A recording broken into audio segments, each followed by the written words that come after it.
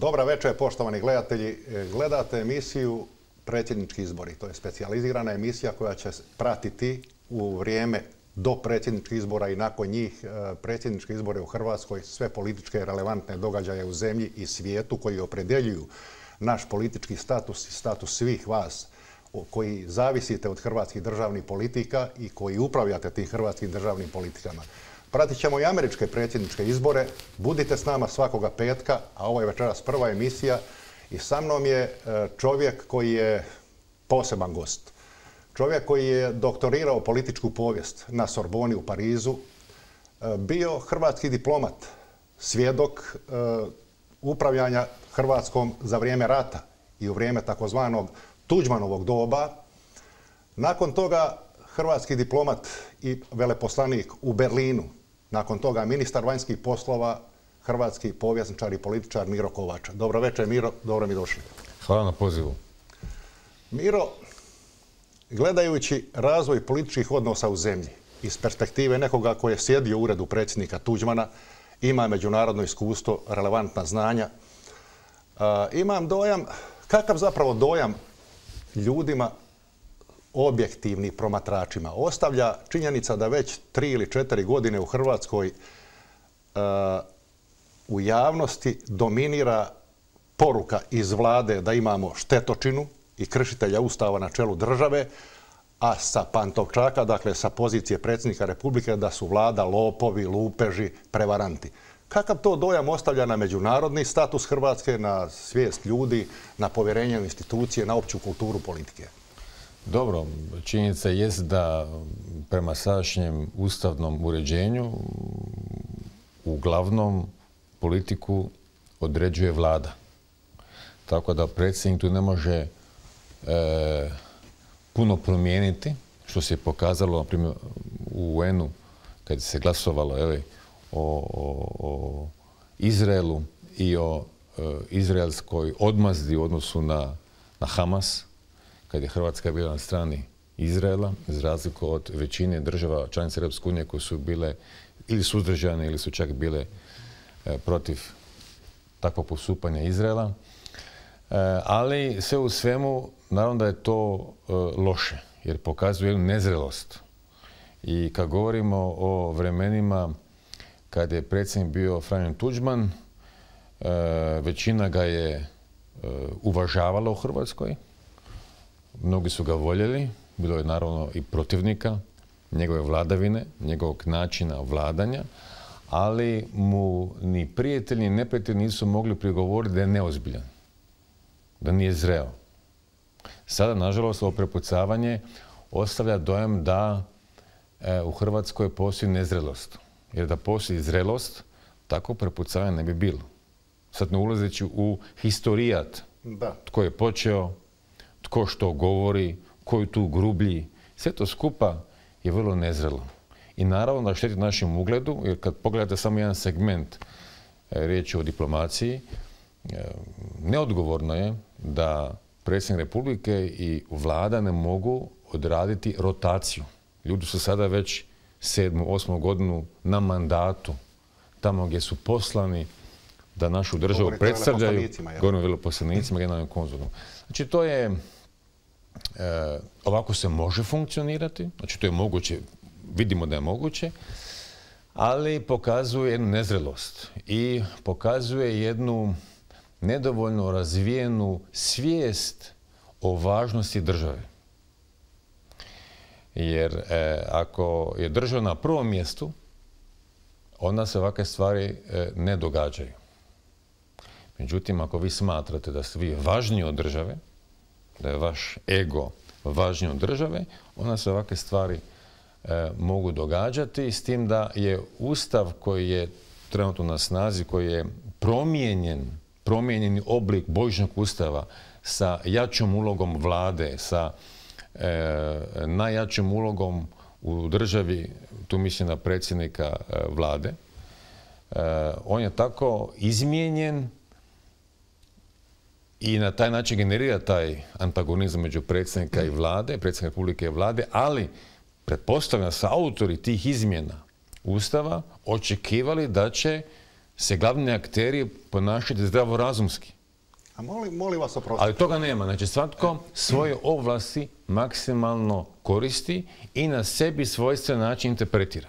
To je to. Ali smijemo li se, kad ste spomenuli, dakle, Božićni ustav, pa onda kasnije ustavne promjene iz 2000. godine, koje su, čini mi se, bile na neki način najviše usmjerene da se zapravo razbije taj stereotip koji je stvoren o upravljanju državom predsjednika Tuđmana, koji je imao velike ovlasti s obzirom na polupredsjednički i djelimično i predsjednički sustav. Bili ste svjedoci, koliko znam, i savjetnik u njegovom uredu u to vrijeme. Možete li s prve ruke reći, je li Tuđman tada upravljanjem države koristio izlazak na neki način ili nadilaženje, proizvoljno tumačenje Ustava i zakona, ali se držao zakona i Ustava koji su omogućavali njemu upravljanje državom? Kakav je vaš dojam gledajući iz današnje perspektive? Tuđman je tada naravno koristio odredbe Ustava i zakona na način da on donosi odluke. Znači, tu nema nikakve dileme. Sjećamo se kako je odbijao i izabrane gradonačelnike, to jest one koji su predlagani od opozicije tada, nakon izbora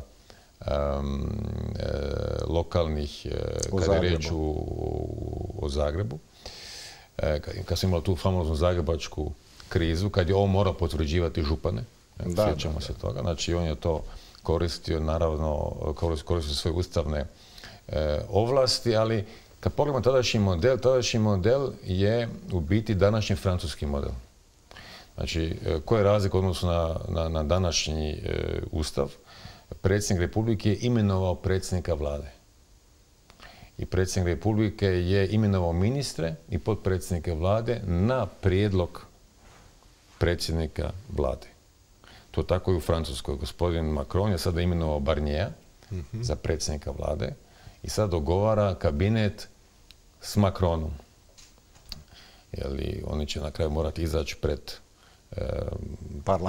parlament, dobiti potvrdu i na kraju će Macron imenovati te ministre na prijedlog predsjednika vlade, premijera Barniera. Tako je to bilo i u Hrvatskoj. Do 2001. godine, na 2000. godine. I ovaj model koji je sada na snazi, on je izmijenjen jer se smatralo da je se Tuđman ponašao autokratski. Onda bi se mogli reći danas da je i gospodin Macron nastupao autokratski jer je on isto raspustio parlament vjerujući da će on dobiti novu većinu koja će njemu više odgovarati, što se nije dogodilo, nego dobio kontraefekt. Sad je njegova stranka je manjinska danas u Francuskoj nacionalnoj skupštini. I u onom modelu je bila moguća kohabitacija. Recimo da je predsjednik Tuđman ostao živ, da nije umro u 12. mjesecu i da je došla opozicija tada na vlast na izborima. Došlo bi isto do kohabitacije. Imali bismo vladu predvođenu na primjer Račanom. I predsjednika Tuđmana. Imali predsjednika Republike koji predstavlja HDZ. Znači, bila bi isto kohabitacija kao što u Francuskoj je bilo tih kohabitacija. Kao što će biti sad sa Barnierom kohabitacija.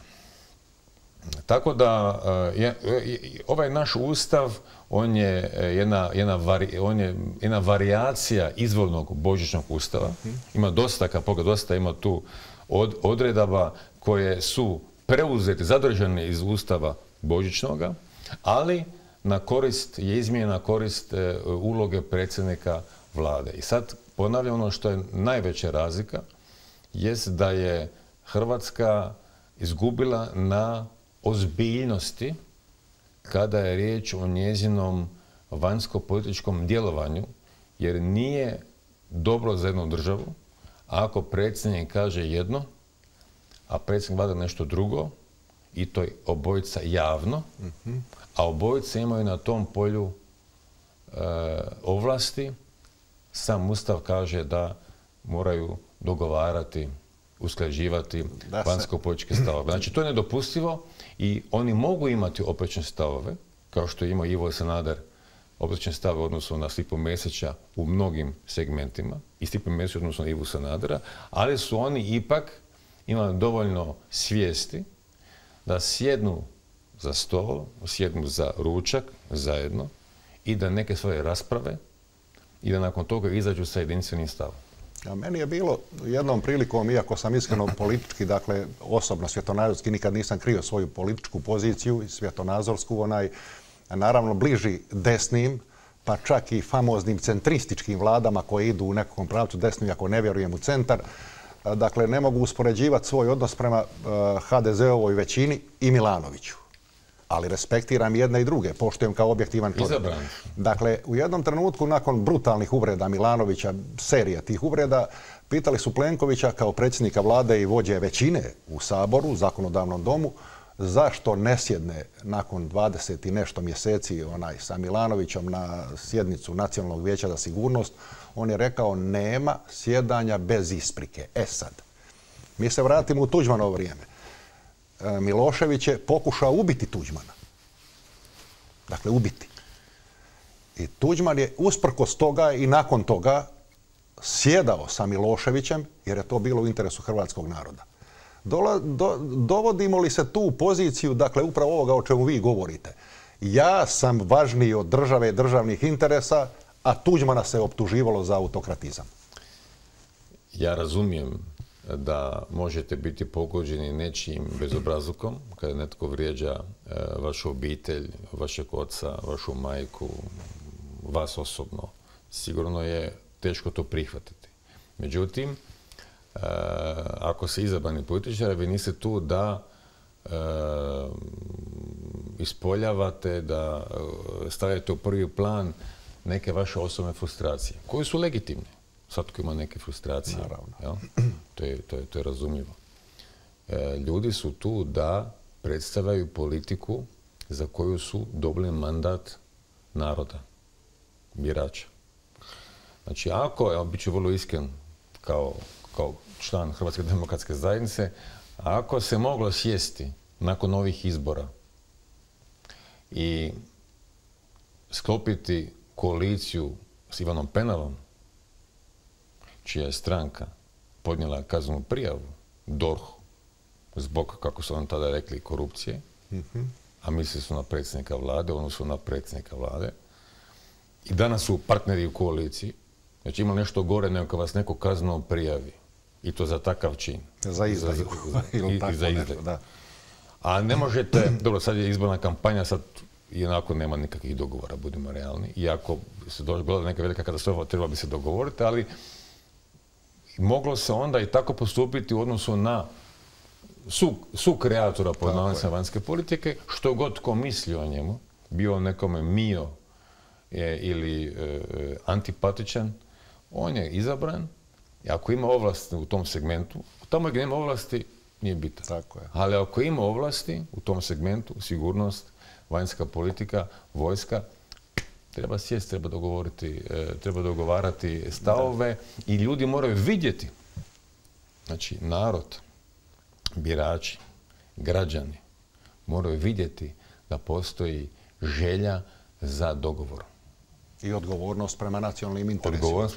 Odgovornost prema državi. Kad smo se dotakli Božićnog ustava i promjena, ustavnih promjena 2000. godine, tu je, ja bih rekao, i to nije samo moje mišljenje, napravljen, i vi ste na kraju krajeva sami rekli, napravljen čitav niz nedorečenosti. Kad je u pitanju usuglašavanje politika, nadležnosti oko sigurnosnih službi, obrane, dakle, obrane izuzev vrhovni zapovjednik u ratu, dakle, inače vrhovni zapovjednik, diplomacije, vanjske politike i svega. Mi smo vidjeli sad kad ide poplava, kad se najavljuje poplava, ljudi preventivno pripremaju obranu od poplave.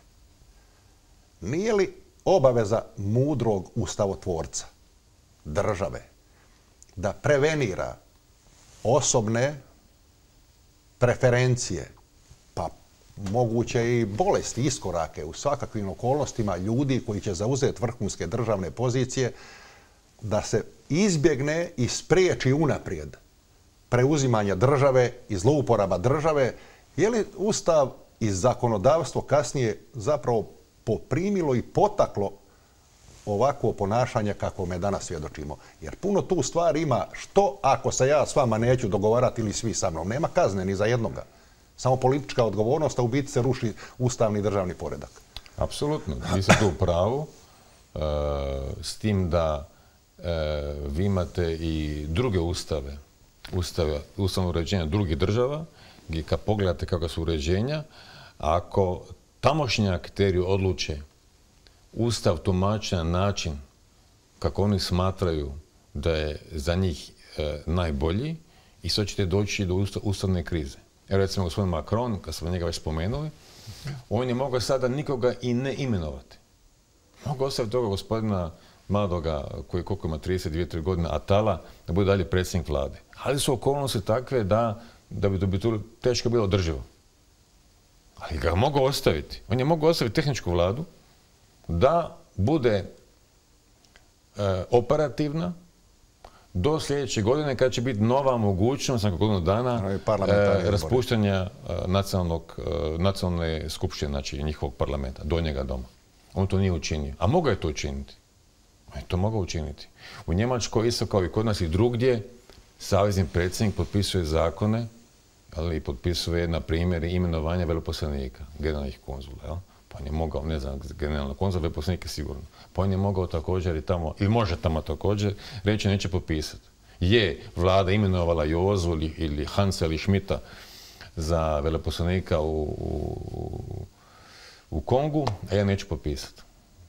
Znači, on bi to mogao napraviti, teoretski bi to mogao napraviti, došlo bi do postupka pred Ustavnim sudom, pretpostavljeno Ustavnim sudom saveznim, ali on to može učiniti, ali bilo bi suludo. Znači, ne bi bilo zdravorazumski. Znači, mi se uvijek vraćamo na onu stvar koja se zove zdrav razum. Na kraju je sve pitanje zdravoga razuma i svijesti za državu. Ovi ljudi koji su mijenjali Ustav u toj komisiji, bilo je puno stručnjaka, nisam pravnik osobno, ali su pretpostavljeno pisali Ustav na taj način, su ga mijenjali na način da će se ljudi dogovarati, da će sjediti za stol, da će i predsjednik i predsjednik vlade imati svoje stavove, da se neće u svemu slagati, ali da će nakon jednog procesa usuglašavanja doći do zajedničkog stava. Međutim, toga više nema. Jer svatko smatra da je njegov stav ispravan. I to je to. I nema nikakvih sankcija. Jedina sankcija bi mogla biti eventualno odluka Ustavnog suda temeljem njihovog postupka, znači na svoju ruku, ili neke ustavne tužbe. A toga nema. Zato što se u Hrvatskoj nešto drugo dogodilo. U Hrvatskoj se dogodilo to da vi imate autoritete u Hrvatskoj, političke autoritete, ljude koji nisu više aktivni u politici, koji su bili aktivni i koji su zauzimali istaknuta mjesta u hrvatskoj politici, u hrvatskoj državi, bili predsjednici republike, predsjednici vlade, istaknuti ministri, koji bi mogli, ili neke druge ličnosti, knježevnici, pisci, ugledni gospodarstvenici, što bi ljudi nazivali dubinskim snagama društva, u kulturi, ljude u redovima branitelja, da sad ne idem neka imena spominjati, koji bi rekli stop, dečki. U ovom slučaju su dečki, su dva muškarca. Da. To više nema smisla, to se tako više ne radi. Morate sjest. Međutim, tih ljudi ima, ali se ne ističu ili ne smatraju da njihov angažman može roditi plodom, ili su ovisni o nekim dotacijama, državnim dotacijama, i onda su u strahu ako se izjasne da bi to moglo imati posljedice za njihovo poslovanje, funkcioniranje ili možda za poslovanje nekoga od njima bližnjih. I to vam je to. Mene stalno i puno me ljudi pita, ako pođemo od činjenice da je Milanović predsjednik Republike u aktualnom mandatu još uvijek trajućem, kršitelj ustava, kako govori predsjednik vlade i cijela struktura oko vlade. Onda ga se nismo dopustiti nakon izbora da diše, na primjer. Ako je Milanović ruski agent, kršitelj ustava, moskovski igrač, ja samo govorim što se govorilo, onda nema tu puštanja. Onda se ide maksimalno na njegovo svrgavanje. Ako je to tako. Ako si ti uvjeren da je to tako, ako si ti ili ako neko drugo uvjeren u to, onda to radi. Ne mogu onda pustiti da diše. Ali ako ga pustiš da diše i da prodiše i da se onda nakon toga stabilizira, onda taj argument 5 mjeseci nakon toga više ne igra, to je već stara priča. Ima još nešto tu puno opasnije, iako je to činjenica vjerodostojnosti, dakle, i usmjeravanja ljudi u povjerenje politikama i institucijama. To postaje sve igra. Ono, kako baš sam najavio ovu emisiju, upozoravaju da predsjednički izbori nisu igra. Nije to, idemo na utakmicu, navijat, vikat, derat se sat i pol vremena, nakon toga sa stadiona svak svojoj kući i u svakodnevnicu. Ovdje se radi o ozbiljnim stvarima. Dakle, mi imamo najmjerodavnija ocjena, čak i Ustavni sud reagirao, da su to elementi kršenja Ustava. Milanović je kao predsjednik Republike čak odbija prihvatiti, dakle, Dan državnosti kao ozakonjen Dan hrvatske državnosti. To su elementi, dakle, ispod kojih se ne smije ići. Međutim, zašto se tada, prvo što vas prekidam, gospodine Ljubiću, zašto tada, znači to je, ako je predsjednik Republike kao takav to govorio javno? Otvoreno. Je, znamo da je. A ako je se tako i ponašao, znači ne samo da je rekao, nego nije ničim dao do znanja da on poštuje taj Dan državnosti. Zašto se nije nešto poduzelo, ako se nemate većinu u Saboru, ok, ne možete ga skinuti u Saboru, na Ustavnom sudu, nemate većinu za to u Hrvatskom saboru, ok, ali imate neke druge mogućnosti, možete ga prijaviti u Ustavnom sudu da krši Ustav, je tako? To kršenje zakona i ustavnog poretka. Međutim, je se to učinilo? Nije. Nije. To je pretvaranje države u cirkusu, u igraonicu i to sam htio reći. Međutim, meni se čini da država u ustavno-pravnom poretku nema mehanizme sankcioniranja takvog ponašanja i da smo zapravo u ustavno-pravnom poretku ovakvom, dakle, regulativom doveli se u poziciju da sutra, ok, lako ćemo mi, preživjeli smo nekako što je bilo evo do danas. Ali ko nama jamči da će bilo koji kandidat od sadašnjih kandidata za predsjednika Republike ili sutra za predsjednika vlade, jer neće ni Milanović ni Plenković doživotno upravljati Hrvatskom, da nećemo imati puno gore stvari, da nećemo uistinu biti svjedoci izdaje, golemih problema i svega ostaloga, a nećemo imati mehanizme za sprečavanje toga. Kako to riješiti?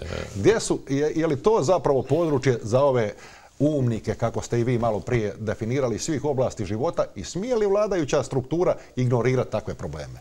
Znači, vraćam se na svoj argument o važnosti svijesti za državu i o tome da ne možete sve propisati. Znači, to nije moguće. Vraćamo se na zdrav razum. Daću sam jedan primjer opet iz jedne nama bliske države, iz Njemačke. Znači, kad sam bio u Berlinu, onda je predsjednik Republike, savezni predsjednik Wolf, koji je bio izabran u 3. pokušaju za saveznog predsjednika, nama sklon Hrvatskoj. On je bio optužen da je dobivao neke poklone, nekakav bobikar, neke druge sitnice, ali prije nego što je počeo obnašati dužnost saveznog predsjednika. Znači, su sve priče, optužbe koje su se ticale njegove dužnosti predsjednika vlade jedne savezne zemlje, Donje Saske. Znači, prije tog mandata saveznog predsjednika. I bilo je to, čini mi se, početkom 2. 3. mjesec 2012. godine, kada je državno odvjetništvo protiv njega, zemaljsko, tamo u Donjoj Saskoj, otvorilo istragu. Kad je ono otvorilo istragu, on je dao ostavku. To nigdje nije propisano. Nigdje ne stoji da savezni predsjednik mora dati ostavku ako se otvori istraga. Pa, koliko je bilo istraga, ne samo u nas, nego i drugdje, niko, mislim, u Hrvatskoj bilo takvi slučaj, bilo i u drugim državama, a da ljudi koji su bili predmetom tih istraga nisu podnijeli ostavke. Evo, u Njemačkoj je to tako. Znači, u Njemačkoj ako neko protiv vas pokrene istragu, vi ste doviđenja. Na kraju se ispostavilo da čovjek je na kraju oslobođen 3 godine kasnije na sudu. Ja sam bio na tom primanju, na tom partiju, kad je on slavio 2015. godine da je oslobođen na sudu, on je oslobođen. Ali u tom trenutku, bila kampanja protiv njega, je rekao da je islam dio Njemačke i onda se pretpostavlja, nema dokaza, da je to bila onda jedna reakcija da je i islam dio Njemačke, s obzirom na velik broj muslimana koji u Njemačkoj žive, doseljenika, useljenika. Očito se nekim strukturama to nije svidjelo, nema dokaza, ali to ovako čujem. To je bila njihova odmazda. A on nije morao dati ostavku. On je mogao ostati i moglo doći do ustavne krize. Moglo je doći do ustavne krize i do postupka svrgavanja, pretpostavljam, na Ustavnom sudu. Znači, jedna dugotrajna, komplicirana procedura. Pravna država, vi tražite jedno, neko drugi govori nešto drugo, pa onda se žalite i tako. Mislim, nevjerojatna procedura, ili kad se to tako nešto pokrene, koliko je to teško. Međutim, on je odmah dao ostavku. Tako i kod nas. Znači, neke stvari ne možete propisati. Pitanje je hoćete li vi postupiti zdravorazumski ili ćete vi i dalje po svome jahati i reći ja imam ustav, ja se na ustav pozivam, na tu odredbu, ja neću dati ostavku. Ja ostajem na svojoj funkciji. A u tom prostoru, dakle, pomanjkanja političke svijesti, kulture, odgovornosti, eventualno i jasnoće propisa, kad se razgovara o usuglašavanju, sunadležnostima, onome, tu bi, ja sam pristalica toga, država nije Caritas, niti je to ono. Ona država mora imati mrkvu i batinu. Ona je ta koja mora spriječiti, prevenirati, mora upozoriti svakog ko ima lošu naviku. To je zapravo temeljno sigurnosno pitanje i pitanje ustroja države. Međutim, cijeli taj jedan kaotičan državno, dakle taj politički sustav koji na neki način vidimo svaki dan u reakcijama najviših državnih funkcionera, prelijeva se i na javni medijski prostor. Pa je u Hrvatskoj daleko važnije, čini mi se, reagirati na to je li se nekom sviđa ili ne sviđa Thompsonov koncert u Imotskom, pa imamo krvoločne izjave kako je to poziv na, čak institucije reagiraju. Na Kumrovački dernek, recimo, s druge strane, što uznemiruje jedan drugi dio hrvatskog naroda, se gotovo i ne reagira. To je postala već redovna folklorna činjenica gdje se apsolutno veličaju, dakle, potpuno totalitarne simbolika, sadržaj i sve ostalo sa prijetećim porukama za hrvatsko društvo i narod. U Splitu imamo isticanje jugoslavenske zastave. Svako malo se ratuje sa Srbima, provokacije sa desnice iz Srpskog narodnog vijeća, Bulj zabranjuje nekakvu izložbu tamo njihovu. Međutim, i stvara se dojam da se u Hrvatskoj, da su to ključna pitanja. Međutim, u podlozi toga su upravo ove činjenice o kojima vi govorite. Smije li predsjednički kandidat, evo kad to govorimo, dakle, koji se predstavlja nacionalnim predsjedničkim kandidatom, ne imati stav u isticanju jugoslavenske zastave, mirno promatrati progon Thompsona, recimo i njegovih koncerata i svega ostaloga, i usput mirno gledati isticanje i favoriziranje jugoslavenske zastave, ostavštine, crvene zvijezde, petokrake, Tita i onoga što se događa u Kumrovcu. Kako se sa desnog, nacionalnog, pa uopće hrvatskog spektra postavi prema tome danas? Znači, najprije nešto da kažem o odgovornosti za riječ koju izgovorite, pa ću odgovoriti na ovo konkretno posljednje pitanje koje ste postavili za predsjedničkog kandidata iz tabora desnog centra, desnice. Građanske desnice, rekli bi naši prijatelji, to je jedan lijepa ovako, jedan eufemizam francuski, građanska desnica, to je kao ispod civilizirana desnica, pod navodnicama. Izgovorena riječ. Znači, politika u Hrvatskoj je suodgovorna za degradaciju javnog diskursa. Zašto? Kada su počeli jačati društvene mreže, utjecaj društvenih mreža u hrvatskoj politici i drugdje,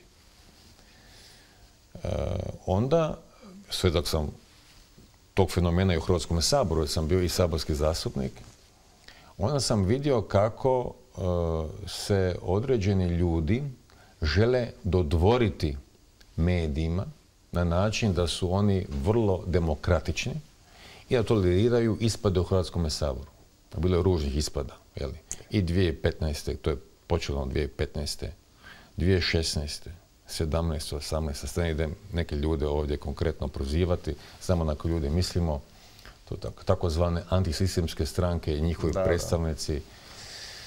Vrlo ružni ispadi su to bili na osobnoj razini, bilo tu svega i svačega. To se nije sankcioniralo. Pokojni Tuđman Miroslav i ja predlagali smo u klubu zastupnika Hrvatskog sabora da pooštrimo Poslovnik Hrvatskog sabora. Da uzmemo, na primjer, kao inspiraciju Poslovnik Francuske nacionalne skupštine, Njemačkog Bundestaga ili ako nekome draže Europskog parlamenta.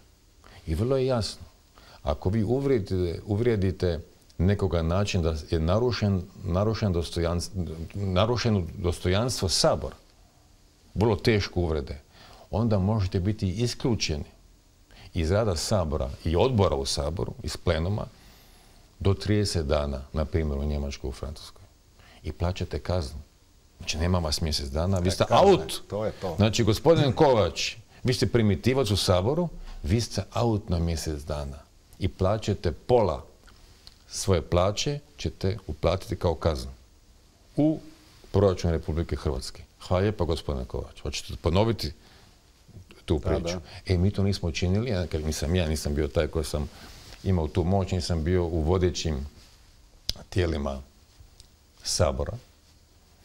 Da smo mi to tako počeli prakticirati, da smo promijenili Poslovnik Sabora i da su se ljudi kažnjavali za takve izgrede, ponekad i monstruozne, a ljudi su se naslađivali dan, dva. Dan, dva je to bio hit. I nakon toga se zaboravili. A što je na kraju bilo kod ljudi, što je ostalo? Svi su primitivci. Da se to dogodilo, onda bi se zadržao red u Saboru. Znalo bi se što je red. Ovako se to propustilo, sad se to pokušava sanirati, ali bit će puno teže. To je jedna. Druga stvar, naravno, kada govorite o stavovima ljudi koji su u politici, koji su, ako hoćete sada tržišno da se izrazim, koji su na tom tržištu političkome, moraju imati stav. Mi moramo znati za koga mi glasujemo. Zašto ja dajem glas osobi A, a ne osobi B? I naravno da mora postojati stav u odnosu na fenomene kojima smo svjedočili, Imotski, reakcije tiska, većine hrvatskog tiska, tako zvanoga mainstream tiska. Javne pravobraniteljice. Javne pravobraniteljice, koncert Bijelog dugmeta u Splitu, jugoslavenska zastava. Vi o tome morate o tome imati svoj stav. Najlošije što se može dogoditi jest da vama vodi politiku, da vama mediji vode hrvatsku politiku. Mediji mogu imati kampanju i to je legitimno. Ako je to privatan medij, on može imati određenu kampanju, može reći gospodin Ljubić je nama super, mi ćemo njega podržavati, gospodin Kovač nam nije simpatičan, mi ćemo biti za gospodina Ljubića. To je legitimno. To se tako događa u Njemačkoj, u Americi, u Francuskoj. Legitimna stvar. Međutim, u slučaju sada kandidata kojega HDZ podupire, da je mene gospodin Primorac pitao stjecajem okolnosti, a nije, ja bih mu bio rekao da mora zauzeti jasan stav. Da mora osuditi isticanje jugoslavenske zastave u Splitu na koncertu. To je totalno anakrono, ako hoćete, i što ste rekli, prije što smo krenuli u ovu emisiju, kad ste rekli, slažem se, samo to je negacija Hrvatske neovisnosti, Hrvatske državnosti, Hrvatske kao neovisne države. Mi smo živjeli u toj Jugoslaviji, mi smo tu zastavu, s njom smo odrastali, ali to je danas u suprotnosti s onim što mi u Hrvatskoj želimo biti. I vi to morate jasno reći. Prema tome, očekujem da će se to u budućnosti kod kandidata HDZ-a, gospodina Primorca, promijeniti.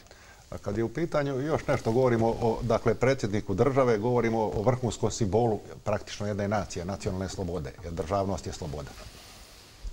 Grb koji gledamo uspostavio je predsjednik Tuđman. Obranjen je milijunima žrtava kroz povijest, a ne samo od Domovinskog rata. To je simbol Hrvatske države. Predsjednik Milanović je dolazeći, a već i ranije se to primijetila takva jedna tendencija, izbjegavajući lentu, dolazeći na vlast, inauguraciju premjestio, potpuno iskarikirao. Dakle, to je bilo potpuna negacija, dakle, sve vizualne simbolike koja je vrijedila do tada. I s mjesta, i svega. U Hrvatskoj postoji nevjerojatna opsjednutost svim što se događa kad je u pitanju kraljevska obitelj u Britaniji. Inauguracija u Londonu se danima prenosi na televiziji, divimo se tom folkloru, dakle, koji je često iskreno rečeno i na granici šunda, ako ne i više, ali je to britanska kultura i tradicija. U Hrvatskoj izbjegavamo i rugamo se grbu, gardistima, postrojavanju tih ljudi, lenti i svim tim vizualnim simbolima.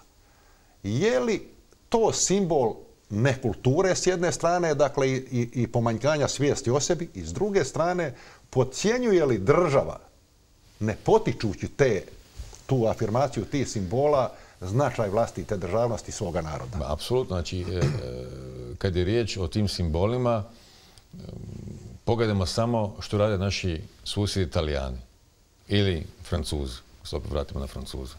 Tamo je lenta normalna. Općinski načelnik, gradonačelnik stavlja lentu. I u Italiji i u Francuskoj. Jer su možda Francuzi zbog toga primitivni ili Italijani. Francuzi koji se pozivaju na Francusku revoluciju, na svoj doprinos demokratizaciji društva, borbi za ljudska prava. Oni sebe smatraju sa Amerikancima, su oni lučonoše toga. Još su tu Britanci. Tako on to gledaju. Jesu primitivni? Nisu. Jer to Mitterrand radi. Mitterrand je to radio kao navodni francuski ljevičar, iako naravno nije on bio potpuno ljevičar. Tako da to govori o tome da svijest u Hrvatskoj o državi, o simbolima još nije dovoljno razvijena. Dan državnosti, 5. kolovoza, dan pobjede, domovinske zahvalnosti hrvatskih branitelja. Vi imate totalno neujednačenu praksu kako se ističu li su uopće hrvatske zastave po Hrvatskoj. Imate u nekim općinama one zastavice, u nekima nemate ništa, u nekim imate malo veće zastave. To sve treba poticati. Jedan pametan, lijep, kulturan način. Sve se to može, ali to je pitanje svijesti. To je pitanje opće kulture. De Gaulle je napisao jednu knjigu 30. godina koja je na francuskom imala naslov Oštrica mača. I on govori o važnosti visoke obrazovanosti ljudi u vojsci i u politici. To je se izgubilo, ne samo kod nas. Pogledajte Evropu. Izgubilo se. Mi moramo na tome raditi. Mi moramo imati visoko obrazovane ljude na visokim funkcijama u državi, u srednjem sloju. Ljude koji znaju što je država, kako država funkcionira i koji ovu državu poštuju i koji nju žele izgrađivati. I to nama treba. Ima takvih ljudi, ali ima dosta onih kojima je to smiješno, kojima je to primitivno. A za ljudi treba poslati u neke druge države koje možda malo više drže do sebe, bez obzira na stranačku pripadnost. Jer kad dođete u Francusku, kad dođete u SAD, tamo i ljevičari i desničari pjevaju himnu svoje zemlje. A u Hrvatskoj ispada samo, na primjer, HDZ. U HDZ-u se pjeva himna, a neki drugi ne pjevaju himnu. Ja ne bih volio da kao HDZ-ovac budem taj koji smatra sebe čovjekom koji ima monopol nad hrvatskom himnom. Tako ne, je. Ona pripada svima nama. Tako je. I nema natjecanja o tome ko je veći i ko je manji. Ili zaljubljenik u državu, u narod.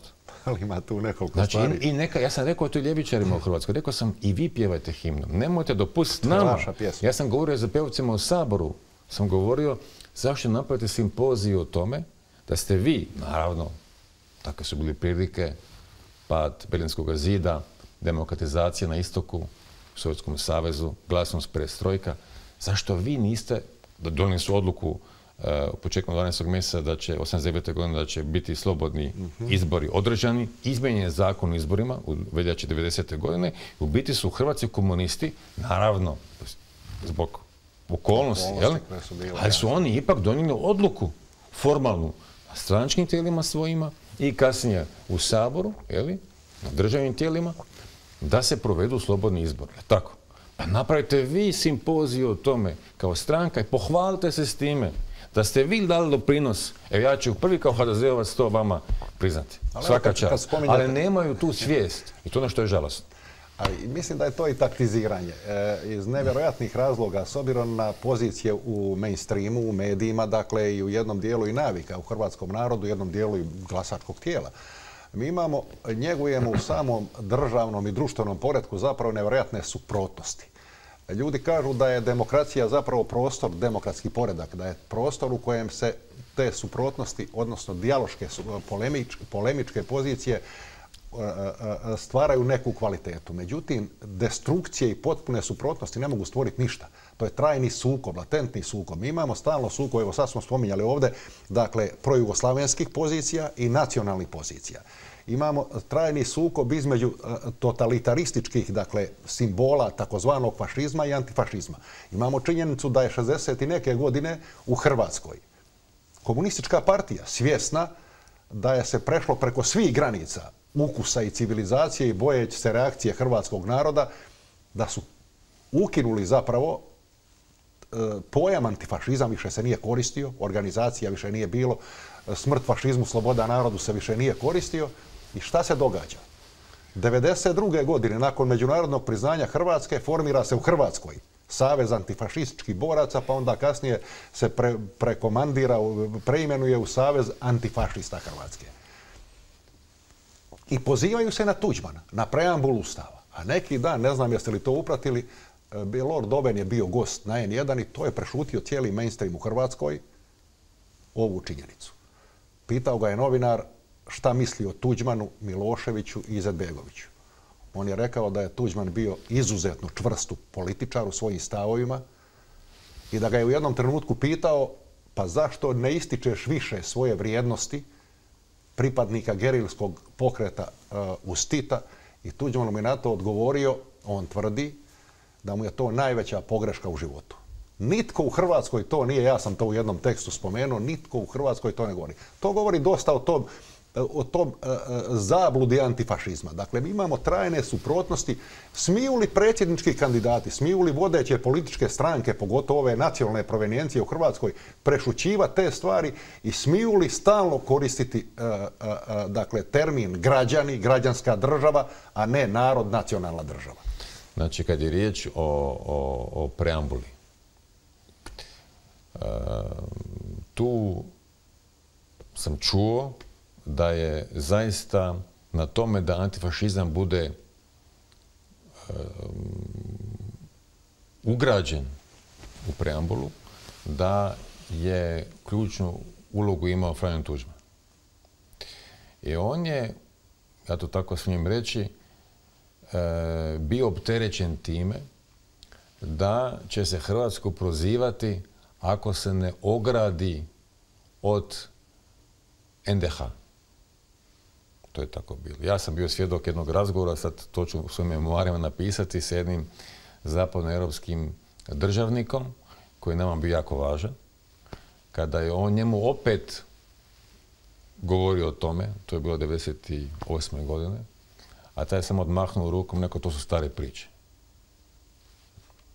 Znači, on je imao potrebu se tu pozicionirati na način da nitko zbog nadolazeće agresije, znači ta agresija se mogla osjećati, ona je bila najavljena u medijima u Srbiji i u ovim njihovim proksijima po republikama i u Hrvatskoj, u Sloveniji, i Bosni i Hercegovini i drugdje. To je bio jedan snažan pokret revizionistički pokret za stvaranje nove Jugoslavije pod vodstvom Srbije sa promjenom ustava u Srbiji bez autonomija, gdje Srbija vodi glavnu riječ.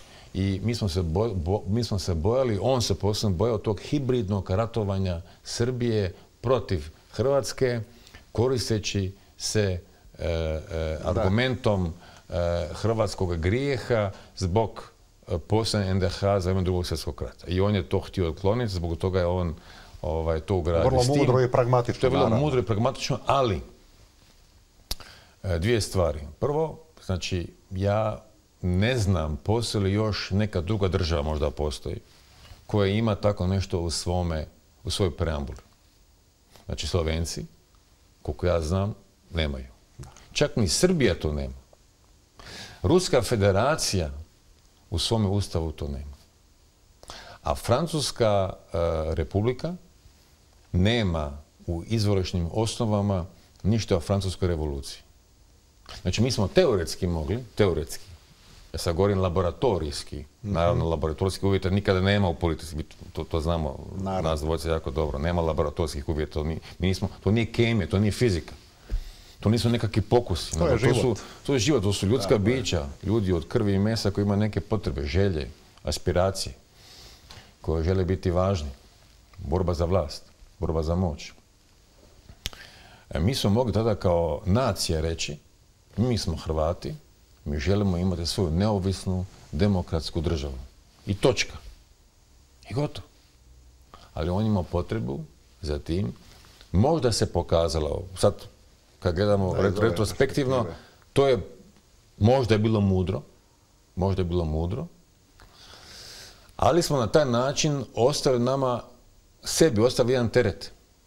I prostor snagama u zemlji. Zato što se cijelo vrijeme se s time igra i mi sami sebe prozivamo za nekakav fašizam koji ne postoji. Sjećam se kampanje 2015. godine kada su u Srbiji govorili i njihovi izaslanici koji su dolazili u Hrvatsku, Vulin, to se može naći u arhivi, o fašizaciji Hrvatske, kada su ljudi iz sadašnje vlade, neću opet namjerno nikoga imenovati, tadašnje vlade, a znamo na koje ljude mislimo, govorili kao ti ljudi iz Srbije koji su bili na vlasti i govorili o opasnosti fašizacije Hrvatske. Znači, mi smo prihvatili taj diskurs, a imamo to onda, cijelo vrijeme mi se valjamo u tome blatu, imamo to na kraju krajeva u svome ustavu i uvijek se vraćamo na to. Pa sad se vidjeli Hajdaša Dončića i ovoga Paunovića. Čekaj, ovaj Paunović rekao, pa čekaj, stani, ja moram gledati. On je to rekao kao momak koji je 5 godina u SDP-u. I onda makar se rekao, pustimo na miru s tim, gledamo budućnost, a Hajdaš govori, favorite na izborima, sutra će biti to njihovo izjašnjavanje neposredno. Ja sam antifašist, mi smo za antifašizam. Pa ako si demokrat, znači ako smo mi demokrati, ako smo nas dvojca, pobornici demokracije reprezentativne, ako se mi pozivamo na pravnu državu, na ideju slobode, na princip slobode, mi smo eo ipso protiv fašističkog uređenja. Je li tako? Pa ima jedan detalj, moram jednu digresiju. Ili protiv komunističkog koji se ne poklapa s tim. Govorite o mladiću tom Paunoviću, međutim, guru ljevice u Hrvatskoj, intelektualima, izvan svake sumnje, kogod što o njemu mislio. Profesor Puhovski je bio kod mene gost u emisiji i bez da trepne okom je rekao da je antifašizam kao poredak i politika glupost u Hrvatskoj, da to nikakva smisla ni potrebe nema, da je i on sam, ako bi vidio nekog fašistu, bio bi antifašista, ali samo tada i nikad više. Dakle, mi smo se doveli, ali što smo se napravili? Ali to je opet hrvatska specifičnost za koju se mi ne možemo osuditi. Ne možemo osuditi sami sebe. Jer je bila takva hrvatska realnost. I takvi su bili uvjeti u toj Hrvatskoj u Jugoslaviji. Znači, u Hrvatskoj se nije dogodila nekakva građanska demokratska revolucija, kao što je ona dogodila u Čehoslovačkoj ili u Mađarskoj. U Hrvatskoj je došlo do simbioze marginaliziranih, poraženih pripadnika komunističke partije, znači SKH, i i srednjega sloja, nižih slojeva antikomunista. Znači ne vodećih slojeva. Da, nego nižih. To je bila, na kraju budemo realni, tako je stvorena Hrvatska država. Mislim, u režiji HDZ. To je realnost. Pokazalo se da je taj put koji su mnogi tada kritizirali, da je on donio plodove, jer ipak ta Hrvatska se uspjela obraniti od Miloševićeve Srbije. Ipak smo uspjeli uspostaviti jedan demokratski poredak, postaviti temelje pravne države 90. godina i krenuti putem integracije u politički zapad. Prema tome, mi ne možemo to gledati, ne smijemo gledati laboratorijski. Savezna Republika Njemačka. Savezna Republika Njemačka, nakon Drugog svjetskog rata. Koliko je bilo bivših članova stranke NSDAP-a u vlasti? Dosta ih je bilo. Oni koji nisu bili optuženi za zločin. Koji su bili u sistemu. Znači, Savezna Republika Njemačka, pod vodstvom, znači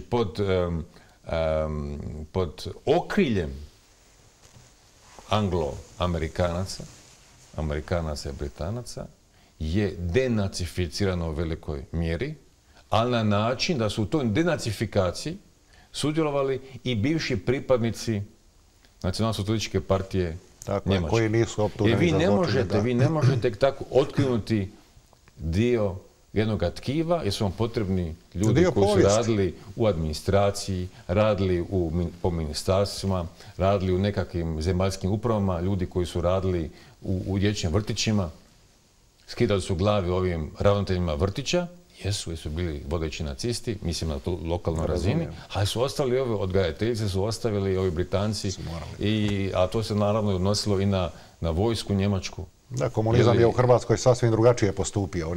Želim time reći da to moramo uzeti u obzir, tako da je taj antifašizam s te strane razumljiv da je ugrađen, ali danas nas opterećuje. Ja bih bio najsretniji, i posebno zbog ove i ustavne krize koja traje, ustavna kriza koja traje već godinama, zbog ovih nesuglasica među vlade i ureda predsjednika, između predsjednika vlade i predsjednika Republike, da se napravimo novi ustav. Napravimo novi hrvatski ustav, novo ustavno uređenje u kojoj ćemo se mi i riješiti i ovakve preambule. Da, ovakvih problema i potencijalnih izvora. Evo ipso, ako smo mi demokrati, ako smo za parlamentarnu demokraciju, mi smo automatizmom protivnici autokratskog, diktatorskog sustava. Bio on lijevi ili desni. Ali ima kad je u pitanju diktatorski sustav i to odnos prema totalitarizmima, što je evropska paradigma, politička paradigma i hrvatska, barem deklarativno, mi tu imamo velike nesuglasice, velike nesrazmjere. O nekima smo govorili, recimo, smatra se bizarnim isticanje jugoslavenske zastave, a s druge strane se Thompsonova pjesma koja je bila borbeni poklič u borbi protiv velikosrpske agresije smatra klanjem. Tako doslovce govori ova gospođa Šimonović Einwalter, dakle pravobraniteljica. I to je na neki način izraz institucijskog odnosa, institucionalnog odnosa Hrvatske države. I to su veliki problemi. Međutim, imamo i terminološke probleme. Pitate ljude danas hoćete li izići na parlamentarne, europarlamentarne ili predsjedničke izbore? Da, to je moja građanska dužnost. Nikome neće past na pamet da je to njegova možda nacionalna dužnost. Novinari će svakog predsjedničkog kandidata svaki put na svim izborima i na ovim će sigurno pitati Tito ili Tuđman. Nije li to uvredljivo? Uvredljiva komparacija i je li to zapravo održavanje ili legalizacija tog jednog destruktivnog i opasnog poretka i danas u današnjim okolnostima? Znači, ovo drugo pitanje, ponavljam, je povezano sa našim identitetom, to jest nedovoljno razvijenom sviješću o pripadnosti ovoj političkoj zajednici koja zove Hrvatska. To je to. Ovo što vi govorite sa Tito, to je čista nostalgija, može biti titoista, može biti, Ali to je priča pase. Ali ne može biti Tito ili Tuđman. Ne može biti Tito. Može biti Tito ili Mesić. Evo ga. Pa ljudi izvole. Tako. Može biti Tito ili, ne znam, Đilas. Tako je. A Tito i Tuđman baš ne ide. Ovo jedan je bio jugoslavenski čelnik, a ovaj drugi je hrvatski predsjednik. Ili to prvi hrvatski predsjednik. Nebo i zemlje. Što god ko mislio o njemu je bilo naravno i ljudi koji su bili, nisu bili na toj liniji, ali su bili u manjini. Dobro, to je jedna stvar. Druga stvar... Ovo građanska i nacionalna dužnost. Znači, u Hrvatskoj bi trebalo, ja sam to i rekao više puta javno, s obzirom na vrlo slab odaziv u Hrvatskoj na izborima, na predsjedničkim izborima, na lokalnim izborima, izborima za Europski parlament smo bili najgori. I na izborima za Hrvatski sabor. Znači, dobro sad ovaj datum, srijeda, 17. travnja, to je malo ljudi mobiliziralo. Ipak je to bilo koliko 60 i nešto posto. 60, ali je to i dalje izuzetno malo, da se mi razumijemo. I to je slabo. Kad to pogledam kako je to u Njemačkoj, Francuskoj, drugdje, slabo je to. Dvije stvari. Prva stvar, pedagoška mjera, kratkotrajna, možda 2-3 ciklusa, treba o tome razmisliti, uvesti obvezatno glasovanje. I platiš jednu kaznu. Australija ima. Ne mora to biti previše, ali Belgija ima, to Grčka ima. 100, 200, 300 eura platiš ako nisi išao na glasovanje. Okay? To ne sad do vijeka i vjekova, ali da se možda promijeni kultura. Isto kao sa vezanima, stavljanje pojasa. Sjećamo se za vrijeme Juge, to je bila sramota. Sjediš nekim autom, on ti kaže, pojas, ti me vrijeđaš, ti meni ne vjeruješ, mom autoritetu kao vozaču ti ne vjeruješ. Kakav pojas? Kaciga? Kakva kaciga? Danas se stavlja i kaciga i vežeš se, zato što ako te zaustavi policajac, platiš i to jednu dobru kaznu. Ljudi to više ne čine uglavnom. Ima naravno prestupnika, ali ima ih puno manje. I druga mjera koju smatramo važnom jest da se konačno, iako je naravno najbolji model glasovanje na biralištu. Praznik demokracije, izađeš, daš glas, odeš doma. Ili nekamo drugdje. Da se ipak uvede, opet da bude privremenog karaktera, takozvano dopisno glasovanje. Kad je bila pandemija, i u Francuskoj, i u Njemačkoj, volim spomenuti kao te dvije najveće države Europske unije, glavne države bez obzira na krize koje oni imaju političke i u Njemačkoj i u Francuskoj, krize vjerodostojnosti politike, ali imaju krizu vjerodostojnosti i jedni i drugi. Dopisno glasovanje je doprinijelo tome da je ipak 80% ljudi, recimo, Njemačkoj glasovalo. U Francuskoj 70 nešto posto. Da. Znači, to moraš imati. Uvedi to, imaš modela raznih.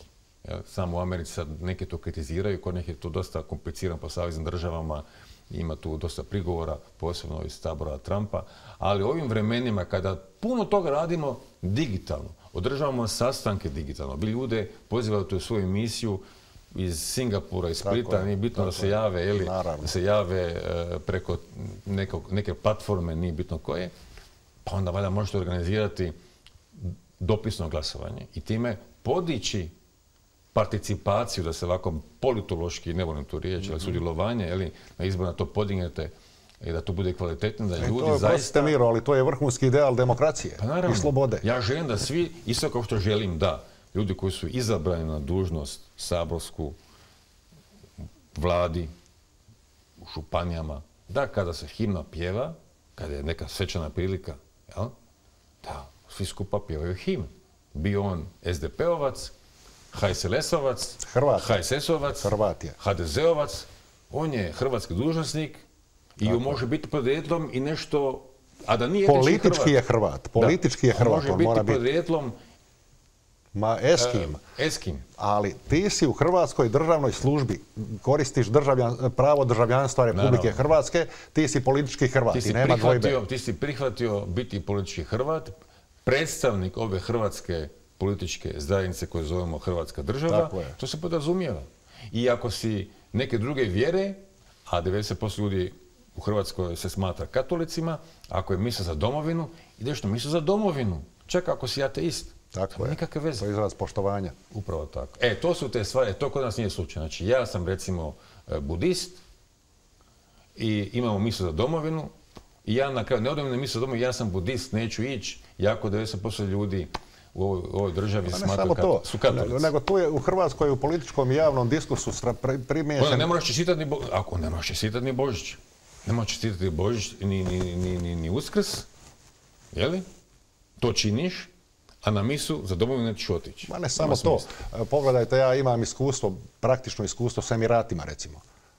Tamo je sve za Božić u simbolici Božića. Sve.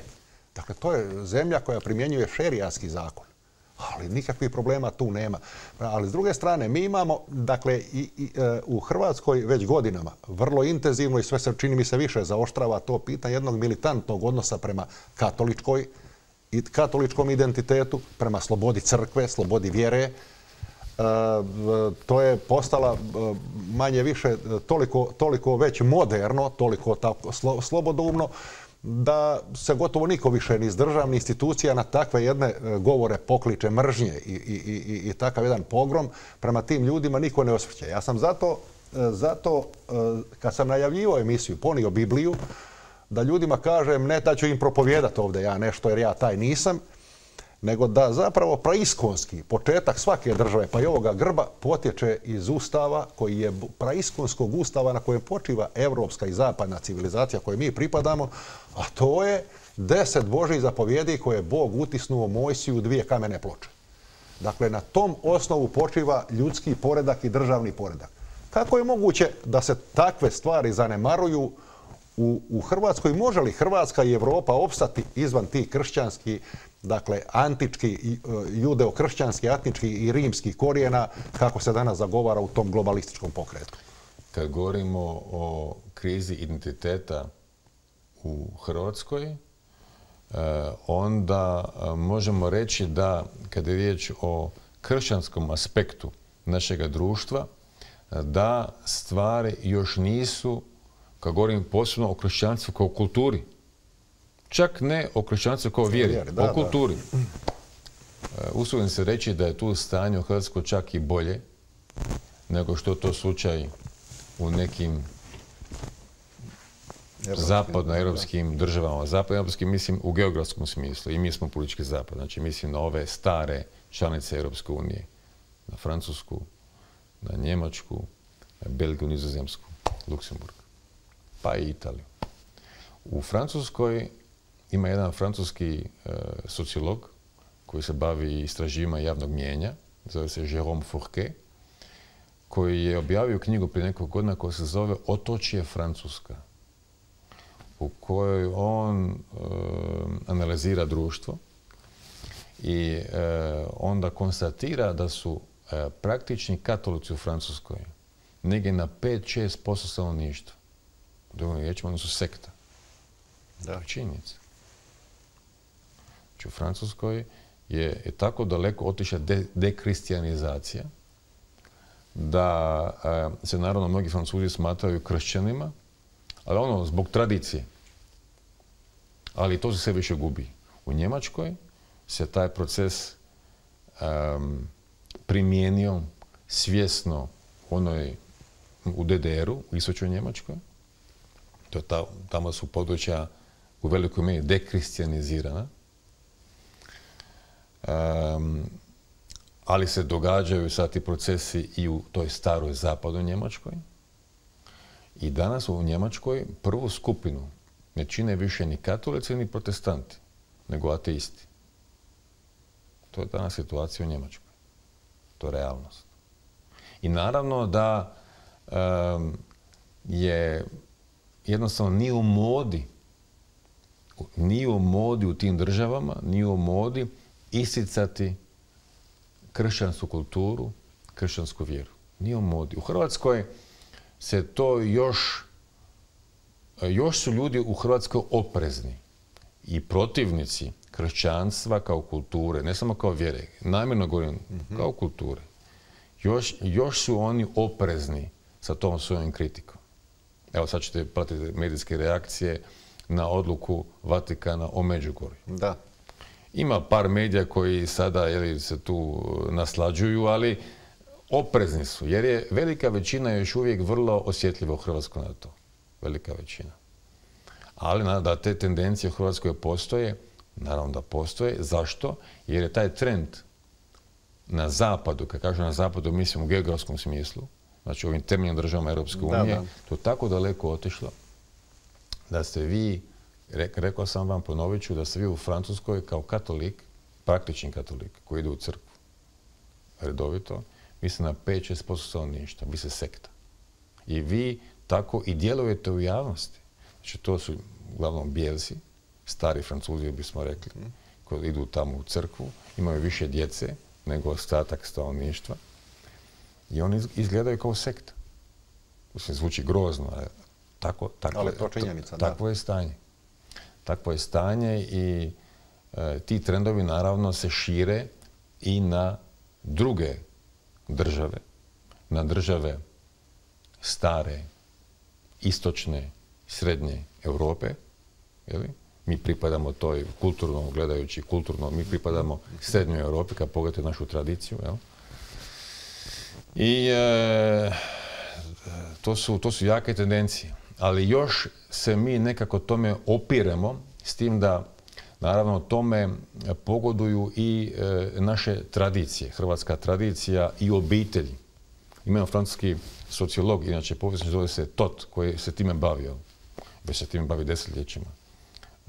Obiteljima, bavi se obitelji, strukturom obitelji. I on kaže u Francuskoj drugčija struktura obitelji nego i u Engleskoj, nego recimo u Njemačkoj i u Rusiji. A mi smo isto bliži tom slavenskom ruskom modelu. Imate autoritaran pristup, i imate zajedničarski pristup. Toga u Francuskoj nema toga. I zato se ti fenomeni koji se događaju i oko woke kulture, oko genderizacije, rodna ideologija, se puno lakše tamo lijepe za ta društva, britansko društvo, francusko društvo, znači američko, anglosasko, općenito društvo. U Njemačkoj postoje neki otpori.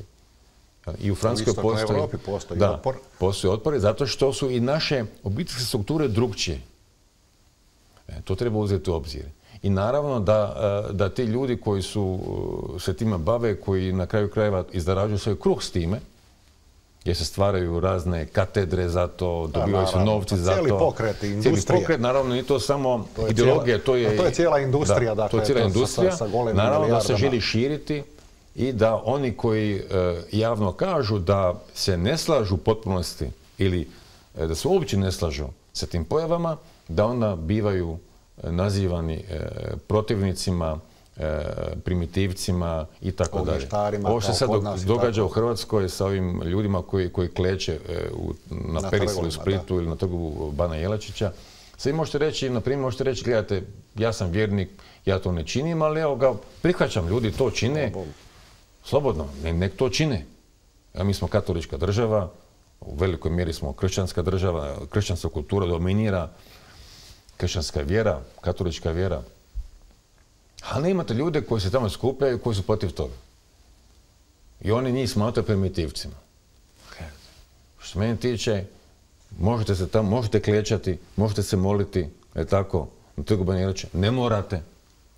Ali ako hoćete, ko vam brani? Isto kao što imate gay pride, tako, oni tamo hodaju po gradovima, tako, ali kad bi sad bila demonstracija protiv toga, to je već neprihvatljivo. Onda budimo pravi demokrati. Ali kad je u pitanju i država ne reagira, aktualna hrvatska država ne reagira ujednačeno u tim okolnostima. Jer se boji, jer se glavni, se istaknuti predstavnici boje ili su možda sličnih uvjerenja, ja to ne znam, ili se boje iskazati neslaganje s tim, boje se zato što misle da bi to moglo imati za njih osobno i za našu politiku možda negativne posljedice. Moguće u svijetu. Međutim, činjenica je, evo, mi o stvarima o kojima nas dvojica večeras razgovaramo. Ja bi se kladio da u golemoj mjeri predsjednički kandidati u bilo kojem mediju, drugom i općenito tijekom cijele kampanje neće razgovarati na ovaj način o tim pitanjima. A bez toga se ne može razabrati, ne mogu ljudi, stotine ljudi tisuća ljudi. Ljudi su toga željni. Daćemo samo, ako sve ime gospodine Ljubića, dvije stvari sam ispričao. Bio sam prije par mjeseci u Hamburgu na jednoj tribini, znači na sjeveru Njemačke, koju je organizirala zaklada Konrad Adenauer, zaklada koja je bliska CDU. Mi smo tamo, bila jedna mlada dama koja je bila kandidatkinja CDU-a u Hamburgu za europske izbore, inače sutkinja. I ona je pisac. Pisac je, sutkinja je, radi kao sudac, sutkinja, i kandidatkinja za europske izbore. Na kraju nije izabrana. I još je bilo nekoliko istaknutih ljudi, da sad ne spominjem. I na kraju su Njemci bili sretni. Zašto? Jer su doživjeli da smo bili vrlo otvoreni u izričaju, bez kompleksa. Toga fali, ljudi su željni otvorenosti da se govori o svemu. Druga priča, ja znam dosta ljudi, kad smo već kod Njemačke, koji su, na primjer, i lijevi, znači koji su birači SPD-a, koji su bili u vladi, koji su bili ministri iz SPD-a, koji razmišljaju kao nas dvojica. Znači, koji razmišljaju na ovaj način da posvetite se problemima običnog čovjeka. Rješavajte probleme radnika. Uvažavajte njihove strahove za njihovu budućnost. Da se boje prepravljenosti migrantima. Možda je to sve imaginarno. Ali uvažavajte, mislim da nije, sam govorim, ali uvažavajte ljude, razgovarajte. Znači, oni tako razmišljaju. Ali se boje, koji meni kažu, ja se s njim ne moram slagati, ne morate ni vi, Orban se barem tu bori za Mađarsku. Tako je. A oni to ne smiju reći. Kada bi on to rekli, došli bi na stup srama. I to. U Hrvatskoj još nije tako daleko otišlo, da ne možete neke stvari reći, ali da te tendencije postoje, one postoje. Ma postoji u politici, Miro. Ja kad gledam, recimo, Hrvatska je država, recimo, u normativnom dijelu Ustava među 13 temeljnih odredbi. Vi ste ponijeli Bibliju, ja sam ponio Ustav. To su dva Ustava. To je ovaj Božićni Ustav iz 90. godine. To su dva Ustava. Ovo je praiskonski Ustav zapadne civilizacije, dakle, sa, ponavljam, dekalogom koji daje okvire Božje naravi narodima, izabranom narodu. A mi smo izabrani narod, svi su narodi, izabrani narodi. Dakle, i tu se ne govori o građanima. Tu se govori o narodu, pripadnicima, dakle, jednoga naroda. Mi smo ti. Tu se ne govori, dakle, o čitavom nizu. Govori poštuj oca i majku. Ne šalje se poruka poštuj dva oca ili dvi majke. Jer to nije moguće. To je da evolucijski i teološki i filozofski, antropološki nije moguće. Mi smo, dakle, prihvatili uništavanje stupova vlastite naravi i od toga pravimo politike. Ja zašto ovo pitam? Zato što, recimo, evo u Hrvatskoj, 100 puta ćete čuti, dakle, s desnih pozicija, zalaže se za dobrobit svih građana Hrvatske, kao da je zabranjeno spomenuti hrvatski narod, a kad spomineš hrvatski narod, govoriš hrvatske državljane. U normativnom dijelu Ustava prvi članak kaže Hrvatska država, vlast u Hrvatskoj proizilazi iz naroda i pripada narodu zajednici svih državljana. Zato ja inzistiram na toj terminologiji. Znam da se vi držite te terminologije. Podcjenjuje li Hrvatska, zapravo, idemo sad na još jedno pitanje koje je iz vaše, dakle, najbliže moguće političke i znanstvene strukture i profila, podcjenjuje li Hrvatska danas, predsjednički kandidati, aktualne politike, pa i javnost, doktrine 20. stoljeća? Wilsonovu doktrinu, recimo, da Srbija mora imati izlaz na more, ulogu Francuske u stvaranju bivše Jugoslavije, što ste vi jednom fantastično kod mene u emisiji objasnili, iako je u Hrvatskoj perspektiva da su to Britanci, Amerikanci nešto spakirali sa Srbima. Podcjenjujemo li mi te stvari u razvoju geopolitičkih okolnosti na prostor u kojem pripadamo? Prije što krenemo na ovaj segment međunarodnih odnosa, samo da kažem još jednu stvar za ove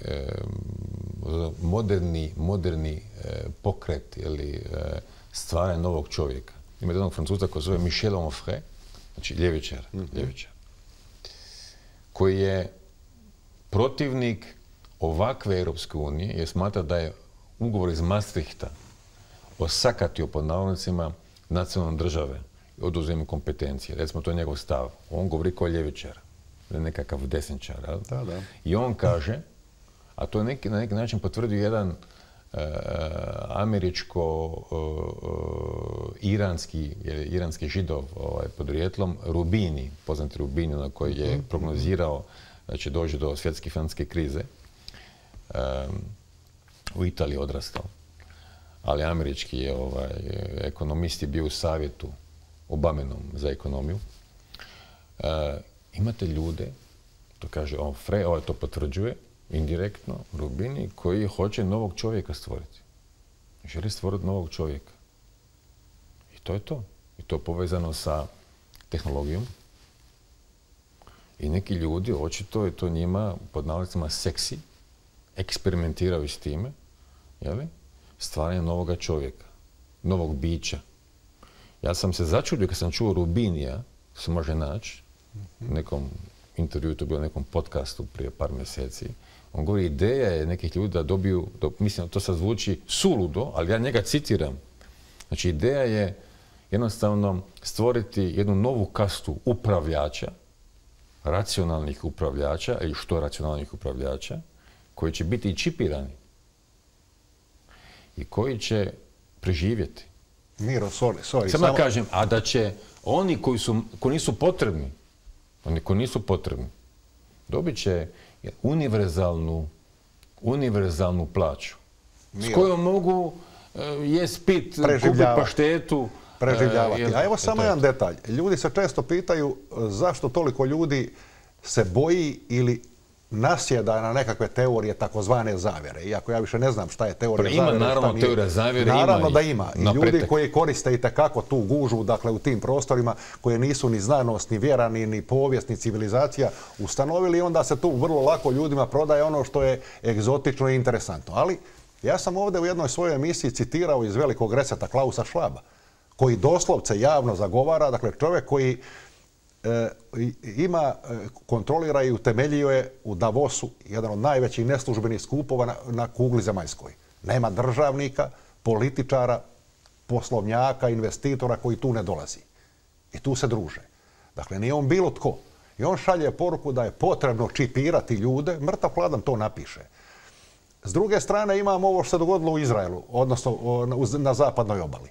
Imamo eksploziju čitavog niza mobilnih uređaja. I sad, kako ljudima iz perspektive hrvatskog čovjeka, običnog čovjeka koji nas gleda, koji će birati za nekoliko mjeseci predsjednika Republike, kako ga uvjeriti da će bilo ko njemu od tih ljudi i ovih politika zajamčiti sigurnost od takvih predviđanja Klausa Schwaba, od ovoga što ste vi govorili, dakle od onog što je Mengele radio nekad. Naravno što, nas dvojica se slažu, naravno da postoji puno idiotarija, ljudi koji su zaluđeni teorijama da postoje ljudi gušteri u kanalizacijama. Mislim, ima svakih ludosti. Hvala Bogu. Ali mi smo se samo citirali neke ljude koji su to rekli. Tako je.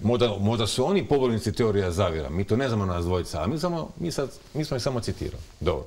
Kad je riječ o međunarodnim odnosima, prva stvar koju uvijek imamo na umu, ili moramo imati na umu, da u međunarodnoj politici postoje interesi država. Gospodin Egon Bahr, koji je bio savjetnik Willya Brandta i arhitekt, on je ovako bio toliko mudar da je rekao ovako, ja sam bio arhitekt ostpolitike, otvaranja Njemačke prema Sovjetskom savezu, Poljskoj, istočnim državama, komunističkima.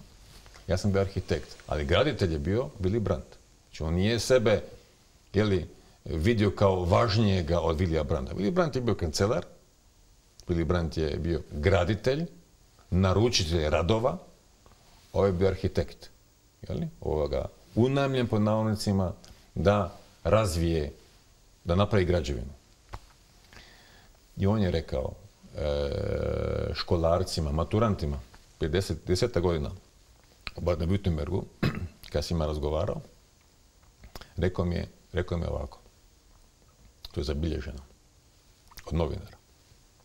Znači, u međunarodnoj politici jedino što je važno, ono što dominira, ono što određuje našu budućnost, našu realnost, su interesi država, nacionalni interesi. Nikakva ljudska prava, nikakva demokracija.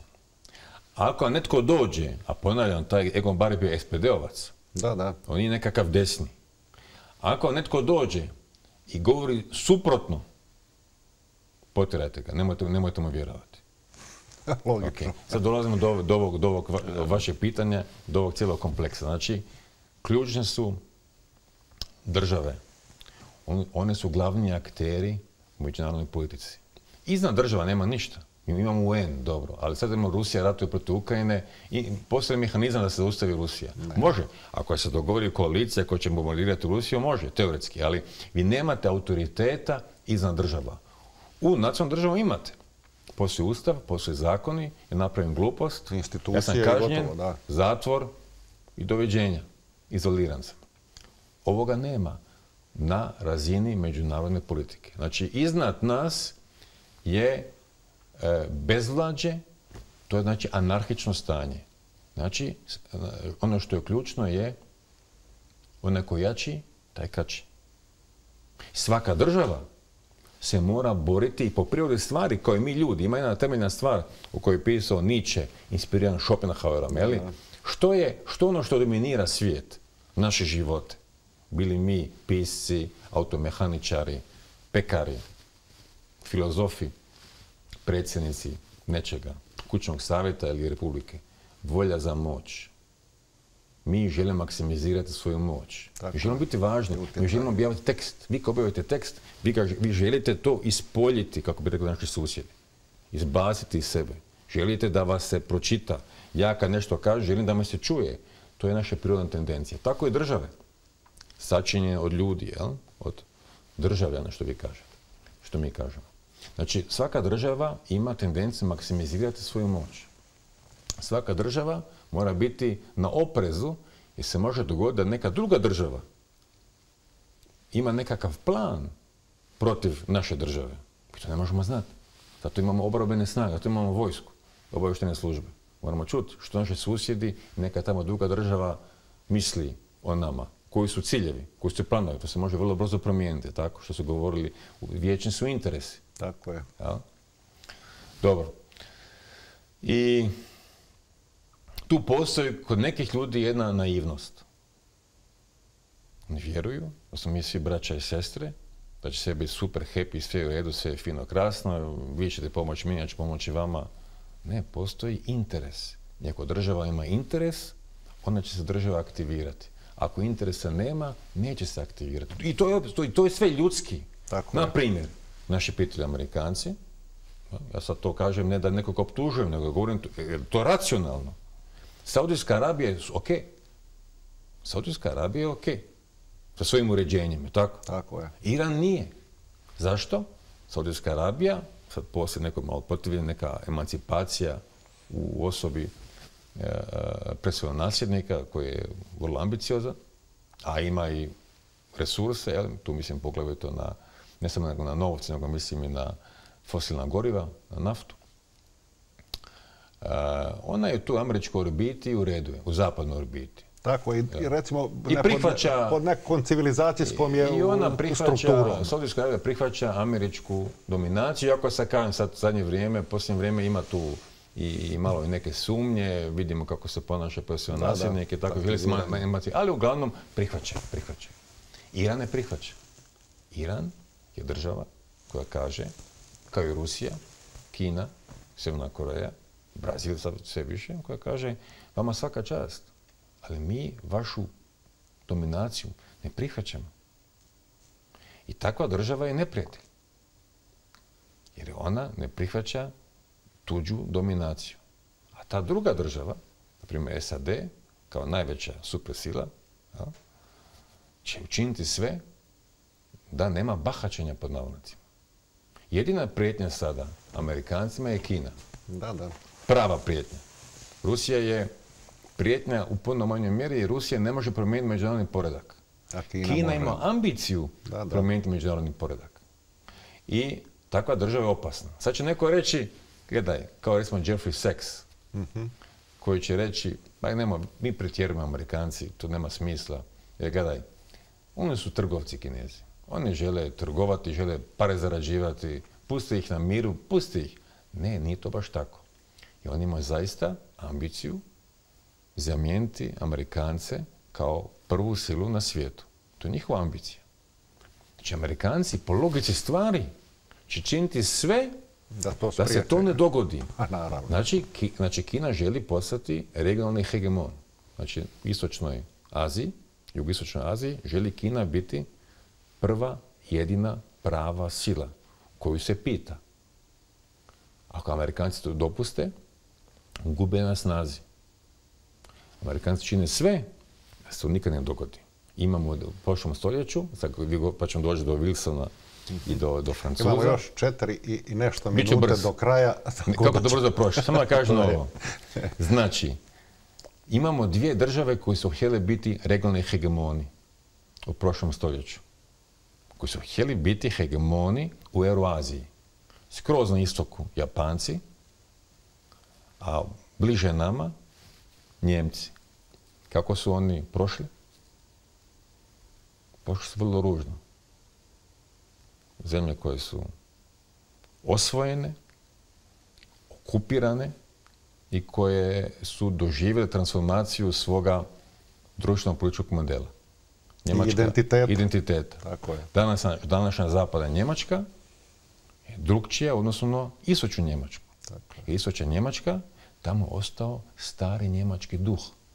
Pruske, nekih tradicija nacionalsocijalizma, Vajmarske republike.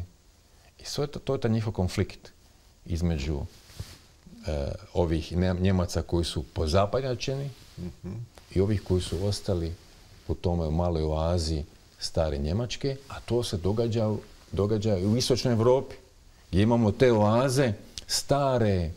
Sačuvan duh otpora prema totalitarizmu. Tako je u Hrvatskoj, puno manje, ali tako je u Estoniji, tako je u Mađarskoj, tako je u Češkoj, tako je u Slovačkoj. I ako se to puno ističe, vi dolazi na udar ovih nekih koji to ne prihvaćaju, ali vraćamo se opet na temelju misao, države su glavni akteri i država se mora štititi. Prema tome, Hrvatska otvorena država, Hrvatska koja ima demokratski sustav, slobodu govora, ali država koja je svjesna toga da se mora čuvati jer ugroza uvijek može biti, a činit ćemo sve da tih ugroza ne bude.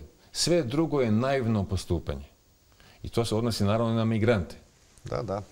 Nama se ne smije dogoditi ono što je dogodilo zapadnoj Njemačkoj, Belgiji, Francuskoj. Mi moramo paziti na koheziju svoga društva.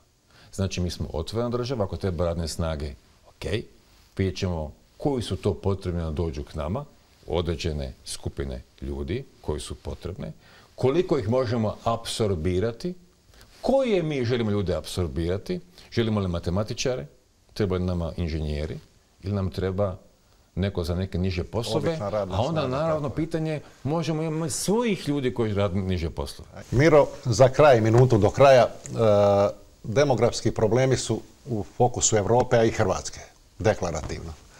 Smije li manjak stanovništva i pad stanovništva u Hrvatskoj, hrvatskog etničkog podrijetla prije svega kao okosnice naše nacije, značiti ugrozu hrvatske državnosti u perspektivi? Kako to riješiti? Nikako, s tim da mi znamo da su migracije oduvijek prisutne, ljudi su uvijek se selili iz jedne države u drugu, iz grada u drugi grad, iz jednog sela u drugo selo. To je sve poznato s kontinenta na kontinent, ali državu treba štititi. Imate države poput Singapura ili imate Kinu koja gubi stanovništvo, Japan, ali te države samo puštaju one ljude na svoj teritorij, na svoje tržište rada koji su njima potrebni. Znači, gospodin Kovač, vi ste povjesničar, vi ste nama jako dragi, simpatični, ali nama treba matematičari. Jako nam je žao. Možete doći na godišnji odmor tu, može neki seminar, doći kao nekakav predstavnik politički, ali nama treba matematičare koji živi u Singapuru ili u Kini. Je li rješenje strogi nacionalno vrlo rigorozni zakon o državljanstvu. Pa naravno, mora biti rigorozno, mora kontrola biti ko će dobiti naše državljanstvo, a sad vidimo što se događa u Njemačkoj. Jedna lijeva vlada, znači socijaldemokratsko-zelena liberalna vlada uvodi granične kontrole. Znači imamo šengenski sustav i sada kažem za kraj, ključ svega je danas. Ne samo u SAD-u, to je sad tamo glavna tema, vidjeli smo u Francuskoj, koja je bila glavna tema, u Njemačkoj sada na ovim izborima zemaljskima u Saskoj i u Tiringiji i za 2 dana u Brandenburgu, u Italiji, Meloni, Austrija, Danska, migracije, demografija.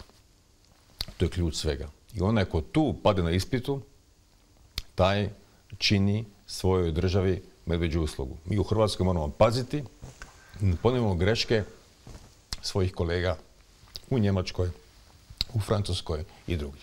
Ja se nadam da će vas čuti, razumjeti naša politička javnost, naš hrvatski narod, naši političari i predsjednički kandidati. I ja to očekujem. Hvala vam najljepša na gostovanju. Hvala na pozivu. Poštovani gledatelji, gledali ste emisiju Predsjednički izbori do petka, do nove emisije Ugodu večer i laku vam noć.